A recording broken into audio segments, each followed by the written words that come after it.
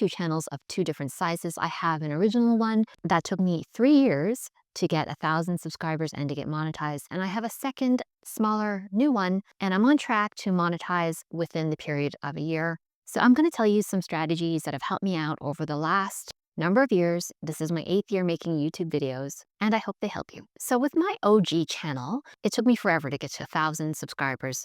The game was a little bit different back then. I didn't know it at the time, but the niche that I was in was a particularly hard one to grow in. But the way I got there was really just grinding it out. Every week I would put up a new video. And then I had a few breakout hits over the 3 years that I had been grinding away, making a new video every single week. And so that was eventually what helped me to reach 1,000 subscribers and all the watch time hours that were necessary.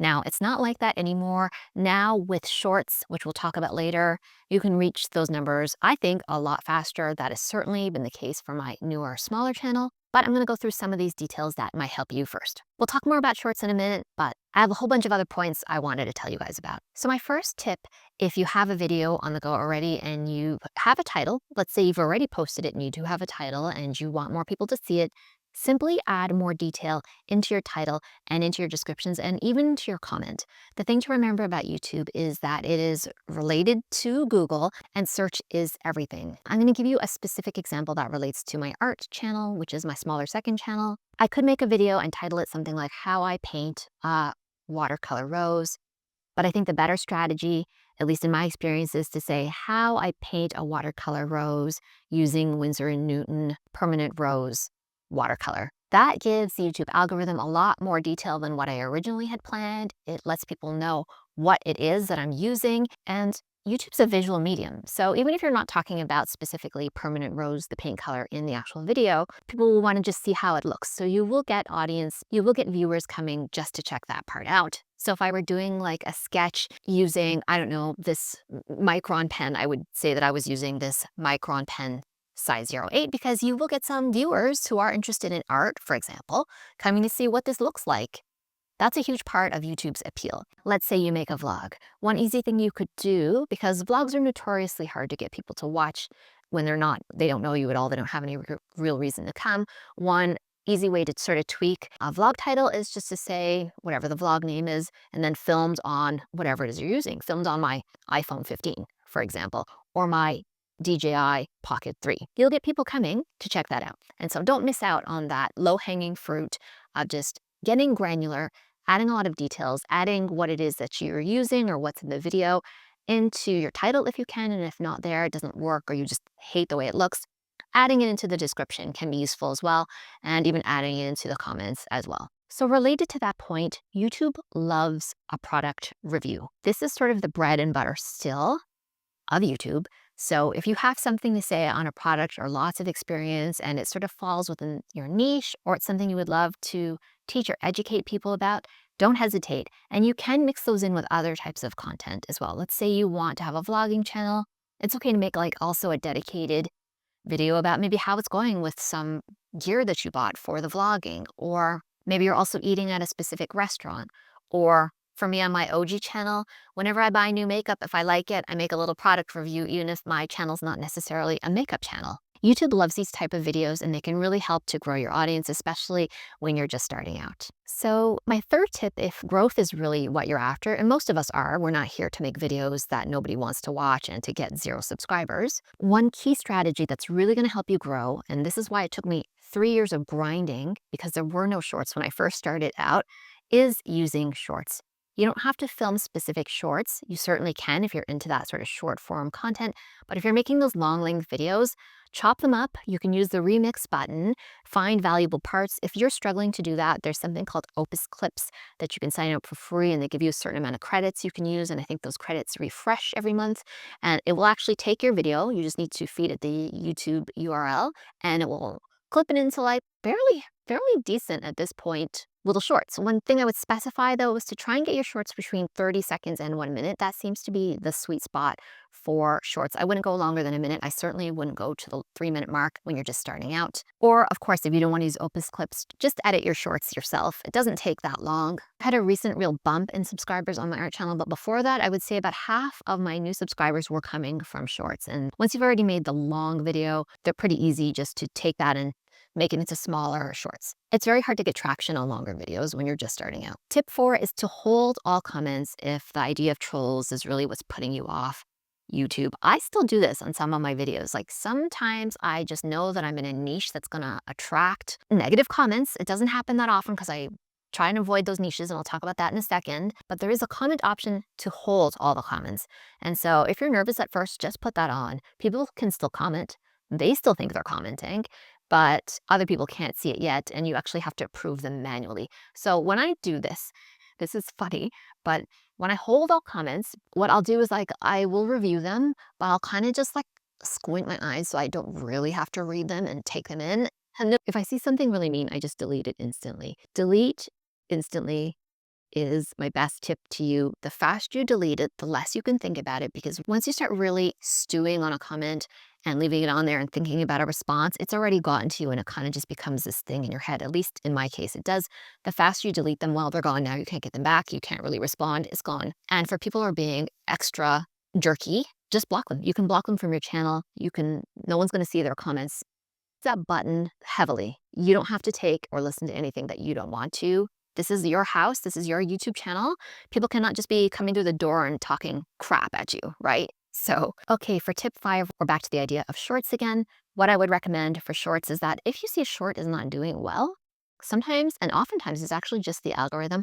I don't know what it is about YouTube right now, probably because they're just trying to grow with shorts so much. They will let you re-upload and even duplicate the exact same short. I don't know why this happens. So what you'll do is if you've made a short and it's kind of not really getting any traction, download it to your device and simply re-upload it. You can change the title of it if you want. You can change the thumbnail of it if you want. Put it back up there again. Many times I've had 40 views and I've taken it down and then I've put it back up and then I've had 1,200 views on the same short with like 5 new subscribers. Tip number 6 is to really be mindful of your niche when you're just starting out. I wish I had known this. Hair loss, which is what I originally concentrated on in my channel, and just hair topics in general. It took me 3 years to monetize, partly because that is a niche with a low subscriber rate per video. And I didn't know this at the time, but I understand it now. I thought a little bit about the psychology of it. And if you think about it, it makes perfect sense. People don't want to identify in any way with like hair loss. They're kind of hoping that there's just like a one and done situation. They don't really want to buy into that, and they don't want their name associated, like their channel subscription showing up as having subscribed, even though you can hide that. I just feel like psychologically people do not want to subscribe. And not only that, there's just like a lot of bad energy in the hair loss community. A lot of amazing people, but a lot of people who are at like the lowest of their lives, so stressed, angry, and they want to lash out, and they will, right? They won't be subscribing at the same rate as people who are making more neutral types of content. Like for example, when I switched to talking more about foundation and makeup, never really got any negative comments. Trolls pretty much disappeared on those videos, and subscriber rate per video went way up. Other niches to be aware of are, frankly, camera gear, anything about DJI. If you want to say anything negative, you will get trolls. That has been a source of trollery for me lately after having a very peaceful year, to be completely honest.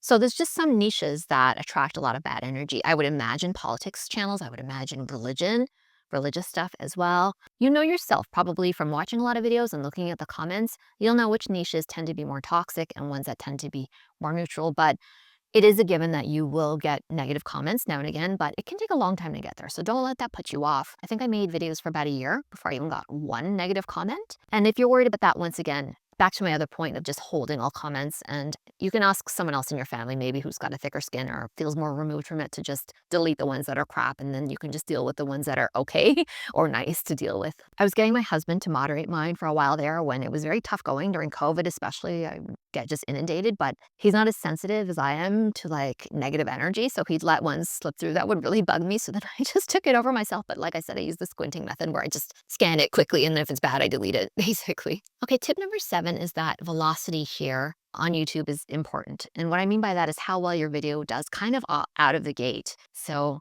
it used to be that videos could really pick up steam after even a year. That doesn't really seem to be the case anymore. It's kind of hot out of the gate, or kind of just dies off pretty quickly. So I've got some fixes for that. It also used to be the case that you couldn't really re-upload a long form video, but I'm finding actually I've been experimenting a bit and I'm finding that I can now. So if I have a video that's just really doing poorly straight out, like as soon as it gets published, I will either quickly private it or I will delete it, just depends on how strongly I feel about it. But before I do that, I re-upload it. And there's a little section where you can reuse details. And so I just reuse the details so I don't have to type out the description all over again. I'm sure there's tutorials and stuff that will teach you how to do that. But in a couple circumstances, that has actually worked out to my favor, and those videos kind of took off. Ones that I knew were good and had value, but for some reason they were just not getting seen. It's very random. People made a cottage industry here out of telling you how you can really succeed on YouTube.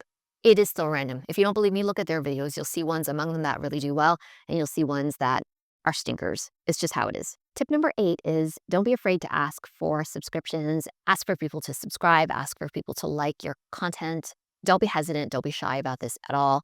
It's very much the norm here. Some people feel weird about it, but look, you're giving them something for free, which is your video. And they can do something back if they wish to for free, which is subscribing to your channel. Think of it as a tiny bit of marketing that you really should do, and you never know which of your videos is going to pop off. So make sure that you include it, maybe not within the first bit of the video before people have a chance to like it, but maybe anywhere from halfway through towards the end. Speaking of which, make sure that you like and subscribe to this video if you feel that these tips have been valuable so far. It's so much the norm now that I've had plenty of comments over the years, but I haven't had really any that I can think of where anyone was saying, how dare you ask me to subscribe? People just ignore it if that's not what they want to do. If you have a video where you don't talk at all, or you forgot to ask, you can just ask in the description or ask in the comment and pin the comment. But if you do have a video that blows up, you don't want to miss that opportunity to get people to subscribe. Sometimes people just forget. They just literally forget to subscribe, and they would if you had asked. My tip number 9 is a lot of people fixate too much on gear, and they want to get the really good mirrorless camera, and they want to buy the high quality tripod or whatever the case may be. I mean, it probably is good to get